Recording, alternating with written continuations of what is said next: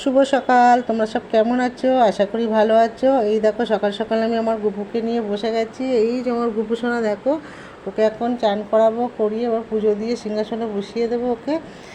জানো তো, ও বাড়িতে ছিল 3 দিন, আবার নিয়ে চলে এসেছি। আমি জানি গোপালকে নিয়ে এবাড়ি ও বাড়ি করা ঠিক না, কিন্তু জানো তো আমরা যেহেতু কলকাতার বাড়িতে 3 জনা থাকি, আবার যখন ছুটি পড়ে 2-3 দিনের জন্য আমরা আবার গ্রামে ফিরে যাই। তাই জন্যে ভাবি যে ওকে একা রেখে যাব। ওর জন্যে এমনি আমরা যে কাটা গাড়িতে, সেই গাড়িতে যাই না, আমাদের একটা গাড়ি আছে স্কুটি, তাতে করেই ওকে নিয়ে যাই ঝুড়িতে বসিয়ে।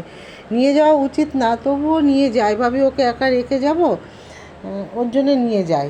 যাই হোক, 3 দিন ওই বাড়িতে ছিল, আবার এখানে চলে এসছে। এই দেখো সকাল সকাল ওকে এখন এই পুজোর সব জোগাড় করা হয়ে গেছে, এবার আমি বসে গেছি পুজো করতে। এই যে আমার বুকু সোনাকে এবার চান করিয়ে ওকে সাজুগুজু করে খেতে দিয়ে দেবো, সেবা দিয়ে দেবো, বুঝেছো?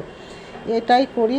আবার চলে যাব দোকানে, তারপর সারাদিন দোকানের কাজকর্ম সেরে আবার রাত্রিরে ফিরে এসে ওকে সেবা দিতে হয়। তার মধ্যে দুপুরবেলা আমার মেয়েও দিয়ে দেয়, বুঝেছো? রাত্রিরে আমি দিই, সকালে আমি দিই বুকুকে খেতে, আর রাত্রিরে ওর বাবা দেয়।